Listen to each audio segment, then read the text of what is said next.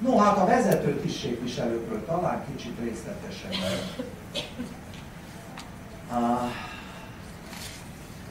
A főszabályt idézem, sok újdonságot ez nem hozott, és lényegében a vezető tisztségviselők körét érintően sincs jelentős nováció.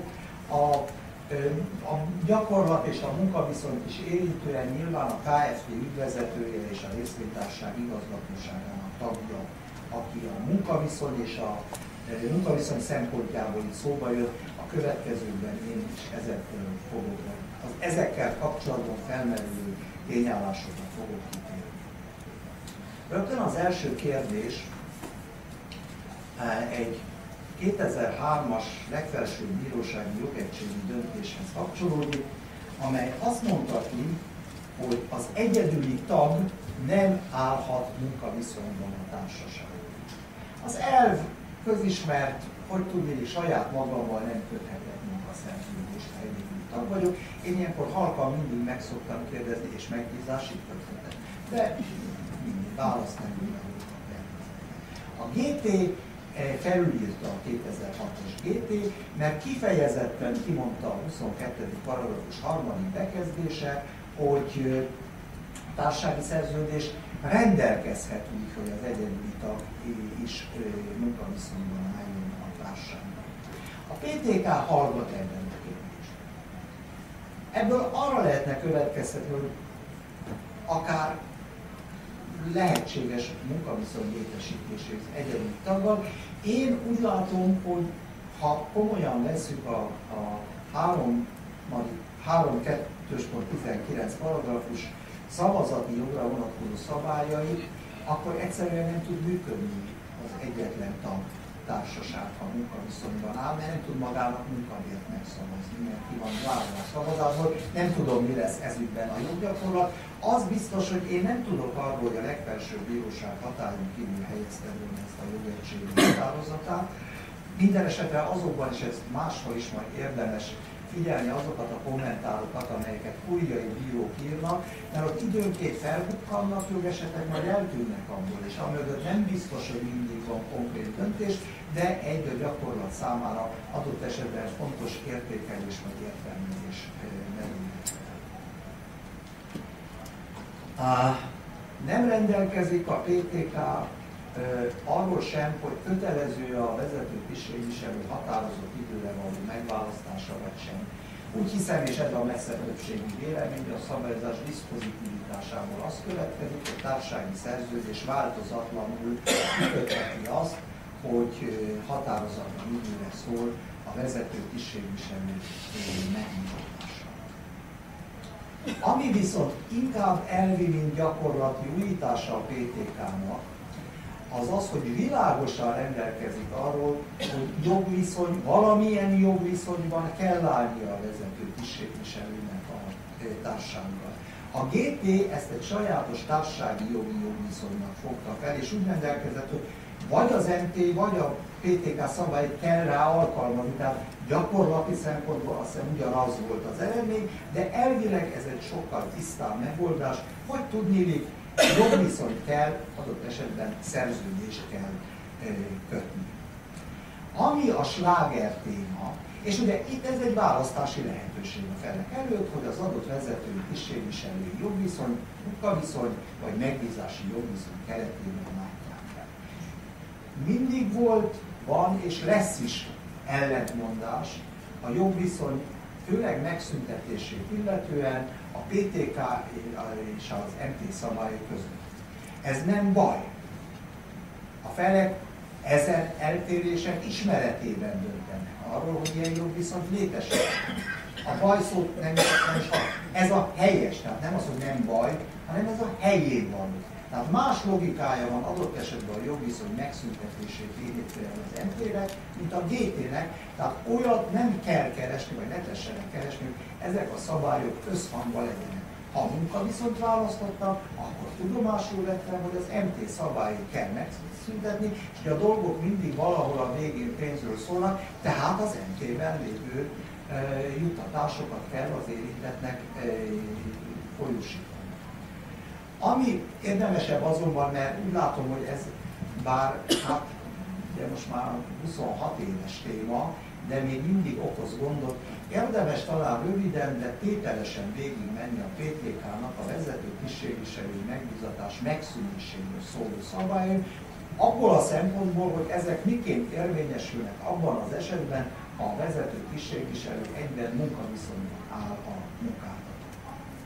Az A ponttal az égegyött a folyón semmi gondjuk nincs, munkaviszonyban is kiköthető határozott idejű megbízatás, és a megbízatás időtartamának lejártával megszűnik a jogviszony, és a munkaviszony is megszűnik. Csak még zárójelben jegyzem meg, hogy ugye ha valakinek kétsége támadna, hogy lehet-e határozatlan vezető tisztségviselőt választani, az A pont szövege azt hiszem ezt még, ha közvetve is, de megerősíti, mert megbízatás esetéről tesz említést, nyelvtanilag én úgy értelmezem, hogy egyben az is benne van, persze lehet határozatlan időben is megbízatás.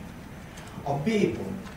A B pontra azt kell mondjuk, hogy ilyen feltétel munkaviszony esetében nem köthető. Az MT-19 szakasza ugyanis egyértelműen kimondja, hogy olyan feltétel, amely a munkaviszony megszüntetését eredményezni, vagy a munkavállaló hátrányára módosítani a munkaszerződést, nem köthető ki. Azt hiszem érthető ez a szabály, gondoljanak csak bele, hogy megengedni a feltétel, vagy rázúdulna a munkaszerződésre, onnélkül lehetne azt mondani, hogy a munkabéred most ennyi, de a cég nyeresége, ha nem éri el ezt, akkor ennyivel csökken, stb. Nem is hiszem, hogy kell ezt indokolni. Tehát a lényege, hogy ilyen feltétel nem köthető ki, következésképpen a munkaviszonyban álló vezető tisztségviselőnél ez a pont nem érvényes. A legtöbb gondot a C pontban itt visszahívások. A szóhasználat különbözőség. Tehát a visszahívás az a társasági jog szóhasználata, és ha már választással létrejöttnek tekinti a vezető tisztségviselői jogviszonyt, akkor ennek a pandentje a jogviszony megszüntetésénél a visszahívás. Ilyen kifejezést ugyanakkor az MT nem ismer. Tehát a munkaviszonyban álló vezető tisztségviselő esetében akkor jogszerű a visszahívás, vagy pontosabban nem lesz jogellenes munkajogi szempontból a jogviszony megszüntetés, ha az valamilyen munkajogi jogintézménynek megfelel. Ezek felmondás, vagy azonnali hatályú felmondás, az azonnali hatályú felmondásnak, hát lényegében mind a három formája felmerül, mondjuk a próbaidő nem tipikus vezető tisztségviselő esetében. Tehát ugye felmerül a súlyos szerződésszegés okán történő azonnali hatályú felmondás, illetve a határozott idejű jogviszony, hiszen 79 szakasz egybekezdés B pontja szerinti megszüntetés, amit nem kell indokolni, egy kötelme van a munkáltatónak, hogy kifizesse a hátralévő időre járó juttatást. Következésképpen, tehát ilyenkor a jó gyakorlat, és kialakult már azt hiszem ez a gyakorlat, voltak éppen a tulajdonosi szervek két döntést is hozatnak, vagy egy döntésben elhatárolják a kettőt, egyes számú döntés visszahívja a legfőbb szerve a társaságnak az ügyvezetőt, vagy a igazgatóság tagját, és ezzel sokat nem kell bíbelődni, mert indokolásmentesen történhet, és a kettes pontja, vagy a kettes számú intézkedés az a munkaviszony felül is rendelkezik, azt mondja, hogy elloptad a félcéget, azonnali hatályú felmondással megszüntetem, de ennek az intézkedésnek az MT által támasztott tartalmi és formai követelményeknek meg kell felelni. Ha semmit nem mond, akkor a bírói gyakorlat alkalmazza az előbb említett 79 az egybekezdés B pontot, hogy tudni, kifizette ki a hátralévő időre. A lemondás. Ugorjunk előre, mert a lemondásról külön rendelkezik a GT. Tehát azt mondja, hogy bármikor lemondhat, és nyilván nem teszi érvényességi kellékén, nem határozza meg az indokolási kötelezettséget, tehát bármikor lemondhat, akár történhet ez szóban is, nem látom az írásban követelményt, tehát teljesen szabad szabály. Nyilvánvaló, hogy a munkaviszonyban álló vezető tisztségviselőnél ez a szabály így, mint a munkaviszony felszámolását is eredményező jognyilatkozatnak nem értelmező. Valamilyen formában neki Ugye általában a munkavállalónak nem kell indokolnia a felmondást, tehát egy indokolásmentes felmondásnak minősül, de milyen kötelme van a munkavállalónak a munkaviszony felmondása esetén? A felmondási idő ledolgozását, ha csak eltérő megállapodás nem jön létre. Következésképpen a munkaviszonyban álló vezető tisztségviselő esetében jogi értelemben van ez az eltérés, az más kérdés, és én nem igen találkoztam ilyennel, hogy egy normális cég még foglalkoztatni akarná adott esetben egy 6 havi felmondási időben azt a vezérigazgatót, aki már lemondott erről, sok hasznot én nem remélnék, ha élnék a tulajdonosának a cégnek. Az E-ponttal megint nincs gondunk, halál vagy jogutód nélküli megszűnés értelemszerűen, ugye ez is a munkáltató oldalán a munkaviszonyt érintően megszüntetik, tehát itt teljesen egybeesik a PTK és az MT szabálya. Az F pont már nem ennyire egyértelmű. Én szerintem, de nem egy tipikus élethelyzet, valljuk meg őszintén, hogy a vezető tisztségviselő elveszíti a cselekvőképességét. Erre az ügykörre vonatkozóan egyébként valamilyen oknál fogva megmaradhat, ezzel semmi gond nincs. Én szerintem kell munkáltató intézkedés. Automatizmus nincsen a munkaviszonyban, sőt azt hiszem, hogy ez nem csak egy személyes álláspont, de erről komoly disputáról én nem tudok, mert annyira evidensnek látszik. És ugyanez igaz a G-pontot érintően is, tehát automatikusan a munkaviszony nem szűnik meg. Valamilyen intézkedés szükségeltetik ahhoz, hogy a munkaviszony felszámolásra kerüljön. Elnézést, a G-pontnál az összeférhetetlenségnél? Igen. Nem automatikusan következik? A munkaviszony, hangsúlyozom, tehát ha munkaviszonyban áll a vezető tisztségviselő, és elmegy a konkurenciához, nem tud a munkaviszony automatikusan megszűnni. Valahol a cégben nem arról volt, hogy a visszahívás esetén az a munkaviszony megszűnik, és külön Ez egy szükségdöntése volt a bíróságnak, hogy természetesen megszünteti, de ha nem felel meg, tehát azért nem tanácsos és jó ezt elfogadni, ha nem felel meg az MP-ben meghatározott valamilyen munkáltatói megszüntetési jogcímnek, jogellenes lesz. És azért egy vezető elég sok pénzt tud faszírozni egy ilyen módszert. Tehát ezért változatlanul kell az, hogy valamilyen munkajogi jognyilatkozat is szülessék a cég részére. Tehát igaz, amit mond, hogy a visszahívás megszünteti, de jogszerűen csak akkor és akkor így a pontos, amit mondtam, ha nem így mondtam, akkor így korrigálom, hogy akkor lesz jogszerű, a megfelel, de ez evidencia szerintem. Elnézést, hogyha határozatlan idejű a munkaszerződése a vezető tisztségviselőnek, és kifejezetten erre a munkakörre jön létre. Akkor egyszerű a helyzet. Igen, csak szerencsétlen helyzet, mert a társasági jogilag pedig 5 évre választották meg. Ja, bocsánat, na akkor ez jól felvetett, de ez nem lehet. Tehát ha határozott időre történik a választás, jogszerűen, hangsúlyozom, jogszerűen csak határozott idejű munkaviszonyt lehet létesíteni. Sokan ráfizettek erre, hogy határozatlan idejű munkaviszonyt létesítettek. Miért? Mert felmondással, indokolásmentesen meg tudom szüntetni. De a bíróság azt mondja, hogy jogszerűen ez bármit írtak a felek a munkaszerződésbe, ez határozott időre. Tehát erre abszolút érdemes figyelni, hogy összhangba kell állni a jogviszony időtartalmának, és csak akkor lehet határozatlan idejű munkaviszony. Köszönöm is a kérdését, mert erre nem kértem volna ki. Ha maga a vezető tisztségviselői pozícióra való választás is határozatlan időre. Köszönöm. Elnézést, az összeférhetetlenség csak minden kérdésen kifejezetten vezető tisztségviselőre nem vették be. Az összeférhetetlenség tehát az az ő pár volt. A másik téma volt, hogy ezek megszülették az adószámot időre eltöltöttek. Az azonnal felmondásra ez meg pedig Abszolút, abszolút. Én csak annyit mondtam, hogy kell munkaviszonyt megszüntető intézkedés. Mert az MT-ben nincs ilyen automatizmus, csak a határozott időviszony.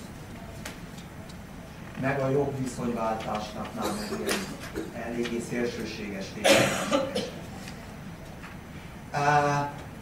Új szabály, vitatott szabály, Az érintettek biztos, hogy nem örülnek, miszerint, ez az egyik, jön majd a következő is, a társaságnak okozott kárért való felelősség szigorítása. De itt a szerződésszegéssel okozott kárért való felelősségre utal vissza a PTK ide vonatkozó része, és a PTK esetén az objektív szót nagyon zárójelbe teszem, mert szó nincs itt objektív felelősségről, inkább az a lényeg, hogy vétkesség bizonyítása nélküli felelősségről van szó. Egy-kettő, a vezető tisztségviselőnek kell kimenteni a felelősséget. A kérdés az, hogy a munkaviszonyban álló vezető tisztségviselő itt idézett, itt látható szabály, vagy az MT vétkességi szabály szerint felel. Ebben megoszlanak a vélemények. Én nem csak a tekintélyel okán el tudom fogadni Sárközi professzor véleményét, hiszen ebből a szempontból a PTK a külön szabály. Következésképpen a PTK szigorúbb szabályai érvényesül. Majd a bíróság el fogja. Mindenesetre kelendőbbek lettek a vezetői felelősségbiztosítási szerződések. Ami nem baj egyébként. A másik szabály, ugye ez máshol található, de hát érinti a vezető tisztségviselőt, ugye ez a harmadik személynek okozott kárért fennálló felelősség, és itt egy egyetemlegességet mond ki. Több kollega már böngészi a nagy multinacionális cégek cégjegyzékét, kiírólapolt a vezető tisztségviselőket és elérhetőségüket, hogyha bármilyen igénye lesz a céggel szemben, elsőként vele szembe érvényesítse, akik nem szívesen pörösködnek, és így hajlamosabbak is a másik fél szempontjából jobb egyességek és megállapodások megkötésére. Hogy a gyakorlat mennyiben fogja főleg az előző, a két szabály jogalapja részét megoldani, azt én nem tudom, és nem is mennék vele, mert ez inkább a polgári jog szakterülete. Minden esetben a munkaviszonyban álló vezető tisztségviselőre is igaz ez a rendelkezés.